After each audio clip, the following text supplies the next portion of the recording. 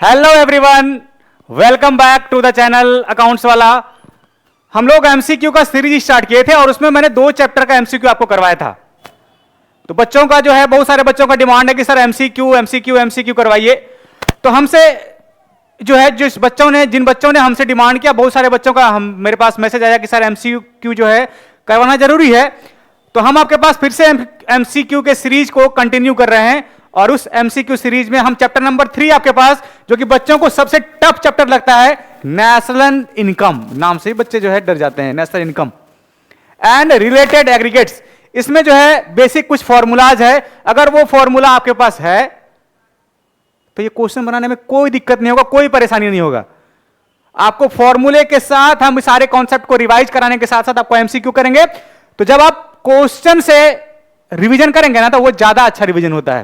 तो चलिए, without wasting time हम लोग जो है आपका एमसीक्यू सीरीज के चैप्टर नंबर 3, जो कि मैक्रो इकोनॉमिक्स का एमसीक्यू है, उसको स्टार्ट करते हैं। और एक सजेशन मेरे तरफ से होगा कि जितने सारे एमसीक्यू हम आपको कंटिन्यूअस अभी करवा देंगे एग्जाम से पहले, उस सारे एमसीक्यू को आप जहन में बांध के, अच्छे से रट के, अच्छे से समझ के तब जाइएगा एग्जाम देने के लिए। क्वेश्चन इसी में से आएगा, ठीक है। चलिए, क्वेश्चन यहीं से आने वाला, आप याद रखिएगा। चलिए, क्वेश्चन नंबर फर्स्ट क्या बोलता है? कहता है market price of all the final goods and services produced in the domestic territory. आपको बताए थे कि हमारे देश में, हमारे देश का मतलब हमारा ज्योग्राफिकल बाउंड्री, ये हमारा, अगर ज्योग्राफिकल बाउंड्री का मतलब ये, अगर हम मान लेते हैं कि ये हमारा डोमेस्टिक एरिया है, जहां पे ये इंडिया के पूरे एरिया को जो है ये रिप्रेजेंट कर रहा है। इस डोमेस्टिक एरिया में जितना सारा गुड्स एंड सर्विसेज का प्रोडक्शन होगा, उसको हम लोग कहते हैं gross domestic product at market price. जितना सारा गुड्स एंड सर्विसेज का प्रोडक्शन हमारे डोमेस्टिक टेरिटरी में किया जाए, उसको हम लोग कहते हैं gross domestic product at market price. देखिए, तो क्वेश्चन यही बोल रहा है ना। इसका डेफिनेशन भी आप पढ़े थे जीडीपी का, कि all the final goods and services produced with in the domestic territory with in a period of 1 year, यही बोल रहा है ना। देखिए, तो मार्केट प्राइस कहता है उस सारे गुड्स एंड सर्विसेज का मार्केट वैल्यू या market price of goods and services produce in the domestic territory, मतलब डोमेस्टिक एरिया में of a country in a year is known है। इसको कहते हैं हम लोग gross domestic product at market price, उसको जीडीपी एट एमपी कहते हैं, याद रखिएगा। चलिए, नेक्स्ट क्वेश्चन पे चलते हैं हम लोग, क्वेश्चन नंबर 2 पे। क्या बोल रहा है? कह रहा है इसमें से सही बताइए आप कौन है। तो फॉर्मूला आपको हम बताए थे, क्या ग्रॉस से अगर आपको नेट बनाना हो, ग्रॉस से अगर आपको नेट बनाना हो, तो ग्रॉस से नेट बनाने के लिए हम डेप्रिसिएशन माइनस करते हैं, और अगर नेट से आपको ग्रॉस बनाना हो तो डेप्रिसिएशन को हम लोग प्लस करते हैं। आपको याद होगा ये फॉर्मूला आप याद रखिएगा। ग्रॉस से नेट बनाना तो डेप्रिसिएशन माइनस, क्योंकि ग्रॉस में डेप्रिसिएशन इंक्लूड होता है, और नेट से अगर ग्रॉस बनाना हो तो हम लोग प्लस करते हैं, क्योंकि हम लोग नेट में डेप्रिसिएशन एक्सक्लूड होता है, तो उसको इंक्लूड करके हम लोग ग्रॉस बनाते हैं, ठीक है। तो ग्रॉस में याद रखिएगा हमेशा डेप्रिसिएशन इंक्लूड होता है। यही पूछा ना कि ट्रू कौन सा है। तो देखिए, तो बोला जीएनपी मतलब ग्रॉस नेशनल प्रोडक्ट। आप बताइए, पहले से ग्रॉस है, इसमें डेप्रिसिएशन पहले से ऐड है, यहां फिर जी दिया हुआ, तो बताइए जी में अगर डेप्रिसिएशन ऐड कर देंगे तो पहले से ऐड है, तो और करने की जरूरत ही नहीं है। तो पहला ऑप्शन हो गया ये गलत। दूसरा बोला एनएनपी, कहता है नेट है, तो नेट अगर है तो डेप्रिसिएशन यहां माइनस होना चाहिए था। नेट बनाने के लिए आपको बोले ग्रॉस में से हम डेप्रिसिएशन जो है हटाते हैं, तब नेट बनता है। तो ये देखिए, तो नेट है और ग्रॉस में से डेप्रिसिएशन जोड़ा हुआ है, तो ये गलत है। दूसरा बोला एनएनपी, ये देखिए नेट है एनएनपी, और ये बोला आपको कि जीडीपी माइनस डेप्रिसिएशन कर देंगे। तो आप बताइए, ग्रॉस से आप डेप्रिसिएशन हटाए तो ये नेट बना, सही है। तो लेकिन आपको डोमेस्टिक है, तो उसे नेशनल बनाने के लिए एनएफआई जोड़ना भी चाहिए था ना। एनएफआई जुड़ता तब ना ये सही होता, तो ये भी ऑप्शन गलत है। तीसरा बोला जीएनपी की ग्रॉस नेशनल प्रोडक्ट। अब देखिए, ये ग्रॉस है और उसमें डेप्रिसिएशन हम घटा दिए तो नेट बन गया। ये नेशनल है, ये प्रोडक्ट पहले से है, तो इसका मतलब ये सही आंसर है।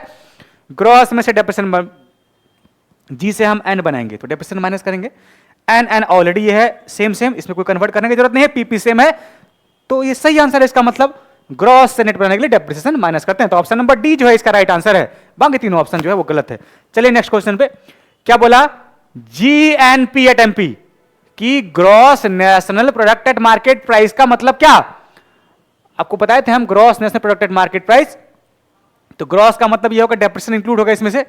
तो जी वाला जो ऑप्शन होगा उसमें से याद रखिएगा कि ग्रॉस में हमेशा डेप्रिसिएशन जो है वो इंक्लूड होता है, और इसमें से हम अगर नेट बनाए तो डेप्रिसिएशन माइनस कर देंगे तो ये नेट बन जाएगा। यही आता है ना फॉर्मूला। अब कहता है जी, तो GDPMP, अब माइनस कर देंगे डेप्रिसिएशन तो ये नेट हो जाएगा। पूछ रहा हमको ग्रॉस, तो इसका मतलब ये गलत है। दूसरा बोला आपको GDPMP, gross domestic product at market price, इसमें बोला कि आप NFIA जोड़िए, तो डोमेस्टिक में NFIA जोड़िएगा तो ये नेशनल बन जाएगा। तो यहां तक तो सही है, ये जी भी है, ये एन भी है, तो GNP, लेकिन आपको पूछ रहा है यहां MP, यहां भी MP है। इसका मतलब यह है कि यहां पे सिर्फ आपको जी दोनों सेम, इसमें कोई कन्वर्ट करने की जरूरत नहीं। नेट से हम लोग डोमेस्टिक बनाएंगे, नेशनल से हम लोग डोमेस्टिक बनाएंगे तो NFIA माइनस करना चाहिए था ना।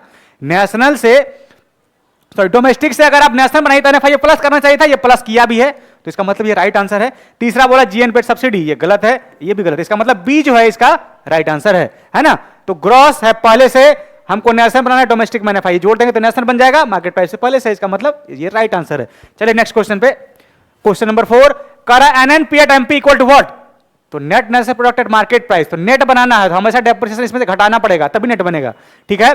तो कहता है GNP एट MP, अब माइनस कर दिए डेप्रिसिएशन। ये देखिए आपको ग्रॉस से नेट बनाना है, इसका मतलब डेप्रिसिएशन माइनस, एन पहले से है, पी पहले से, और MP सेम है, इसका मतलब ये ही राइट आंसर है। हम किसी को दूसरा देखिए तो दूसरा में गलत है, कहता है कि अगर आपको ग्रॉस से नेट बनाना डेप्रिसिएशन माइनस कीजिए, किया हुआ ये प्लस, ये भी गलत है, ये तो होगा ही नहीं, ये भी नहीं होगा। तो ऑप्शन नंबर ए जो है इसका, ऑप्शन नंबर ए इसका राइट आंसर। चलिए, कहता है डेप्रिसिएशन एक्सपेंशन इंक्लूडेड इन, आपको हम ये बताए थे कि ग्रॉस में जो है, ग्रॉस में डेप्रिसिएशन इंक्लूड होता है, ग्रॉस में डेप्रिसिएशन इंक्लूड होता है, याद रखिएगा आप, इंक्लूड होता है, ग्रॉस में डेप्रिसिएशन इंक्लूड होता है। तो देखिए तो ग्रॉस हमको चाहिए, तो डेप्रिसिएशन इंक्लूड होगा, ग्रॉस वही वाला होगा जिसमें जो है हमको डेप्रिसिएशन इंक्लूड होगा, वही वाला ग्रॉस होगा। देखिए तो जी का मतलब ग्रॉस, डेप्रिसिएशन इंक्लूड होगा। आपको पूछ रहा है GNP एट MP, इसका मतलब ये सही है। एन वाला नहीं होगा क्योंकि नेट वाले में डेप्रिसिएशन, एन का मतलब नेट, नेट में एक्सक्लूड होता है, हटा देते हैं डेप्रिसिएशन को, तो ये नहीं होगा।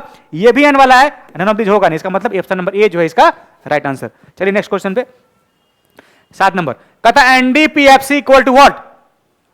ये क्वेश्चन में स्प्रिंट है। चलिए आगे वाले पे, इस क्वेश्चन में कुछ गलती है, हम आपको इस क्वेश्चन को फिर से करवा देंगे। चलिए नेक्स्ट क्वेश्चन पे, कह रहा है कि net national income eight factor cost is called, आपको याद रखिएगा इसको 100% कि NNPFC जो है इसी को हम लोग नेशनल इनकम भी कहते हैं। किसको कहते हैं national income? Net national product at factor cost. N का मतलब नेट, दूसरा एन का मतलब नेशनल, और पी का मतलब प्रोडक्ट, और एफसी का मतलब फैक्टर कॉस्ट। यही होता है। तो कहा कि net national income eight factor cost का मतलब क्या? नेशनल इनकम कहते हैं उसको। चलिए नेक्स्ट क्वेश्चन पे, कहता है which one is included in national income? सारे को इंक्लूड करते हैं, रेंट, वेजेज, आपको बोलते थे हम कि फैक्टर इनकम का आप एग्जांपल पढ़े होंगे कि फैक्टर इनकम जो है, फैक्टर इनकम, उस फैक्टर इनकम में जो है क्या क्या आता है, आप इसका एग्जांपल पढ़े होंगे, वेजेज, रेंट, इंटरेस्ट, और चौथा प्रॉफिट। अच्छा, वेजेज को ही दूसरे भाषा में इसको हम लोग सैलरी भी कहते हैं। इकोनॉमिक्स में वेजेज सैलरी एक ही होता है, याद रखिएगा, वेजेज सैलरी। इसी को COE भी कहते हैं, कंपनसेशन ऑफ एम्प्लॉय, COE, है ना। तो देखिए तो रेंट, वेज, इंटरेस्ट, ये नहीं होगा, रेंट, वेज, सैलरी, ये तीन ही है, जिसको हम लोग फैक्टर सर्विसेज प्रोवाइड करके जो इनकम मिलता है उसी को ना फैक्टर इनकम कहते हैं। रेंट, इंटरेस्ट, प्रॉफिट, ये नहीं होगा। तो rent, wages, salary, interest, profit सब है। तो कहता है ये तीनों जो है हमारा डी नंबर ऑप्शन, ये चारों wages, salary, rent, interest, profit जो है ये सारा जो है नेशनल इनकम में ऐड होता है। चलिए नेक्स्ट क्वेश्चन पे, कंजम्पशन ऑफ फिक्स कैपिटल जो है वो डेप्रिसिएशन को कहा जाता है, याद रखिएगा। डेप्रिसिएशन को ही कंजम्पशन ऑफ फिक्स कैपिटल इसी को बोलते हैं, इसका दूसरा नाम fixed replacement cost, fixed replacement cost, इसी को replacement cost of fix capital, replacement cost of fix capital fix capital,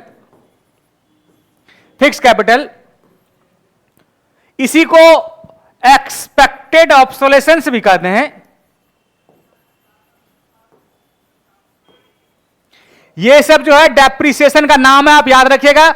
ऐसे क्वेश्चन एमसीक्यू में कुछ से पूछ देता है, कहता है आपको किसी में से ये नाम दे देगा, आप बोलेगा कि बताइए इसको क्या कहते हैं, तो उसी को कंजम्पशन ऑफ फिक्स कैपिटल को ही हम लोग डेप्रिसिएशन भी कहते हैं। चलिए नेक्स्ट क्वेश्चन पे करें, इसमें बताइए आप करेक्ट कौन सा है। आपको याद रखिएगा डिस्पोजेबल इनकम का मतलब होता है खर्च करने वाला इनकम। डिस्पोजेबल इनकम का मतलब यह होता है कि इनकम जो आपके पास खर्चा करने के लिए, इन्वेस्टमेंट करने के लिए बच जाए, उसको हम लोग कहते हैं क्या, डिस्पोजेबल इनकम। या सेविंग करने के लिए जो इनकम आपको, तो आप तभी ना सेव, कंजम्पशन या इन्वेस्टमेंट कर पाइएगा, खर्च कर पाइएगा। सरकार पहले ही आपके इनकम से इनकम टैक्स काट लेता है, उसी इनकम टैक्स को डायरेक्ट टैक्स भी कहते हैं।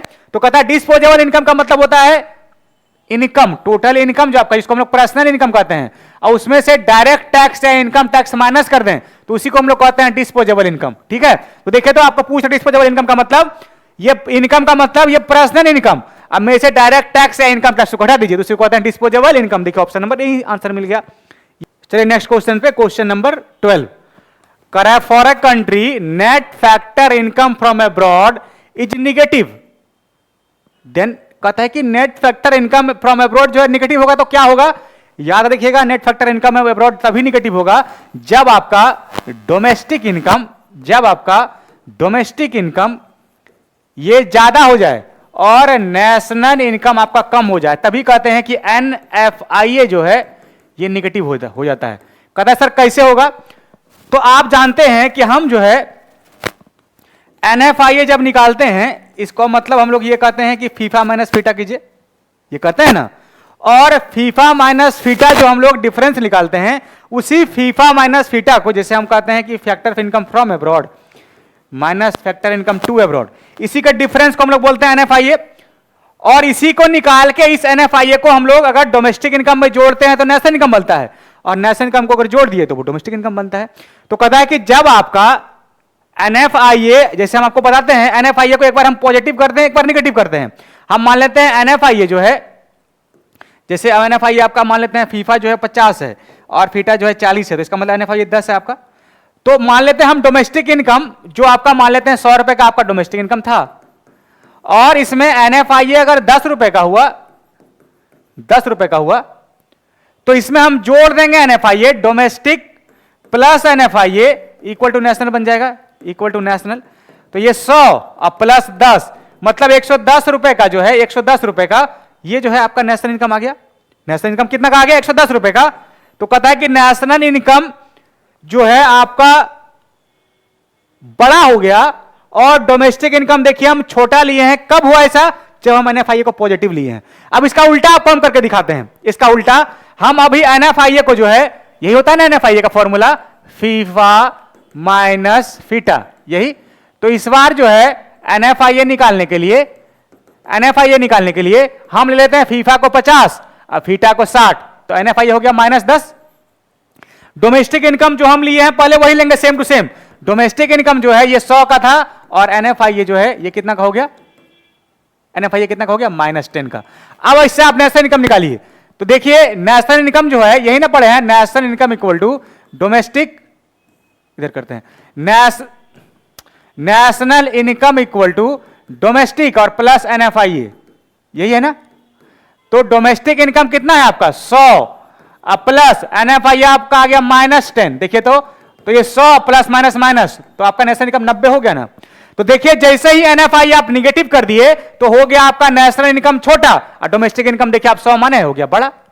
और जैसे ही NFIA को आप पॉजिटिव किए तो नेशनल इनकम बड़ा और डोमेस्टिक इनकम छोटा। याद रखिएगा आप इस चीज को, अगर आपका NFIA पॉजिटिव है तो national income is greater than domestic income होगा। हम पूरे समरी दे रहे हैं फिर से। अगर आपका, आप याद रखिएगा इस चीज को, अगर आपका NFIA अगर बड़ा या पॉजिटिव हो, NFIA जो है ये बड़ा हो या पॉजिटिव हो, तो आपका नेशनल NFIA अगर पॉजिटिव होगा तो नेशनल इनकम जो है हमेशा ग्रेटर होगा डोमेस्टिक इनकम से।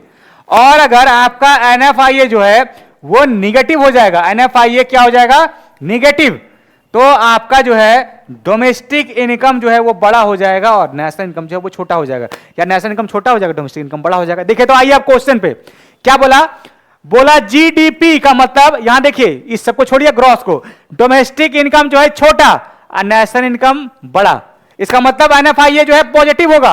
क्वेश्चन में पूछ रहा है आपको एनएफआई निगेटिव, तो निगेटिव में इसका मतलब डोमेस्टिक इनकम जो है वो बड़ा होना चाहिए और नेशनल इनकम छोटा होना चाहिए। देखिए तो यहां देखिए डोमेस्टिक इनकम, डी का मतलब डोमेस्टिक इनकम बड़ा और नेशनल इनकम छोटा, इसका मतलब बी नंबर इसका राइट आंसर है। तीसरा पे कह रहा है बराबर, ये गलत है। चौथा पे कह रहा है इक्वल, ये भी गलत है।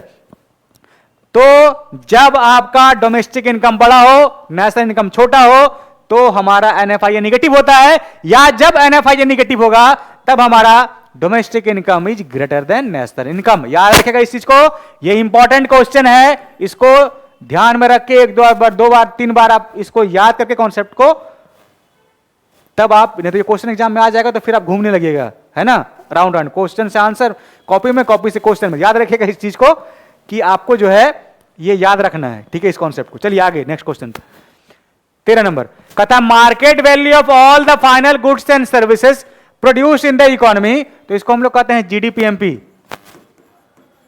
क्या बोलते हैं इसको? GDPMP. Market value of all the final goods and services produced in the economy in the domestic territory is known as gross domestic product at market price, इसी को ग्रॉस डोमेस्टिक प्रोडक्ट कहते हैं। चलिए ऑप्शन नंबर सी इसका right answer. चलिए next question पे, 14 number पे, कहता है goods purchase for the following purpose are final goods. आपको हम बोले थे कि फाइनल गुड्स जो है वो दो टाइप का, कहता है कौन कौन सा, कहता है कि फाइनल गुड्स जो है, इस फाइनल गुड्स को, एक को बोलते हैं, पहले फाइनल गुड्स को हम बोले थे आपको, फाइनल गुड्स जो है कंज्यूमर भी खरीदता है, इसको बोलते हैं कंज्यूमर फाइनल गुड्स। जिसको किस चीज के लिए यूज करता है कंज्यूमर? Satisfaction of wants. किस चीज के लिए? Satisfaction of wants, directly satisfaction of wants, है ना। और दूसरा जो होता है इसको हम लोग बोलते हैं कौन सा goods? Capital goods, capital final goods, capital goods. कहता है कैपिटल गुड्स जो है इसको कौन यूज करता है? इसको बोलते हैं प्रोड्यूसर यूज करता है। किस चीज के लिए? इन्वेस्टमेंट के लिए। तो दोनों है, देखिए अब ऑप्शन पे आइए, बोला कि goods purchase for the following purpose are final goods, कहता सेटिस्फैक्शन ऑफ वांट्स। देखिए सेटिस्फैक्शन ऑफ वांट्स, बिल्कुल जिसको कंज्यूमर खरीदे अपने वांट को सेटिस्फाई करने के लिए उसको कहते हैं कंज्यूमर फाइनल गुड्स। और दूसरा कैपिटल गुड्स में ये जिसको इन्वेस्टमेंट करने के लिए प्रोड्यूसर खरीदता है। दूसरा कहता है for investment in the firm. बिल्कुल दोनों आंसर सही है, ए और बी। तो ऑप्शन नंबर कौन सा होगा? ऑप्शन नंबर सी इसका राइट आंसर। चलिए नेक्स्ट क्वेश्चन पे, which of the following affect the national income. याद रखिएगा नेशनल इनकम को जो है, ऐसे तो यहां क्वेश्चन इसको अगर ऑल ऑफ दिस देना चाहिए था, अगर नहीं दिया है तो क्वेश्चन में जो है इनडायरेक्ट टैक्स, सब्सिडी, सब जो है इफेक्ट करता है। तो इस हिसाब से ऑप्शन नंबर सी इसका सब्सिडियरी नहीं, इसको सब्सिडी कहते हैं। सब्सिडी अफेक्ट करता है नेशनल इनकम को, जीएसटी भी इफेक्ट करता है, लेकिन आपके पास ऑप्शन है नहीं, तो ऑप्शन नंबर सी यहां पे इसका राइट आंसर होगा। चलिए नेक्स्ट क्वेश्चन पे, इस क्वेश्चन को अगर कंफ्यूजिंग इस टाइप का आ जाए ना तो एग्जाम में छोड़ के आप आगे बढ़ जाइएगा, इसको टिक नहीं कीजिएगा। इसका बोर्डे क्वेश्चन जो है इस टाइप का बनाता है, गलत आंसर सेट करता है, गलत क्वेश्चन सेट करता है, ठीक है। तो कंफ्यूजन वाला क्वेश्चन आपको छूना नहीं है बोर्ड में। चलिए कहता है GNP calculated on fixed price.